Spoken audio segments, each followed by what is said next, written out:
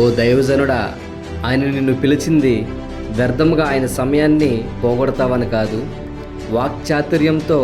మాట్లాడుతూ అందరినీ నవ్విస్తావని కాదు, కల్పనా కథలు చెప్పి అందరికీ నీ వైపు తిప్పుకుంటావని కాదు, సిలువను గూర్చిన వార్త నశించుచున్న వారికి, వెర్రితనంగా భావించే వారికి ఆయన గూర్చిన వార్త తెలియజేస్తావని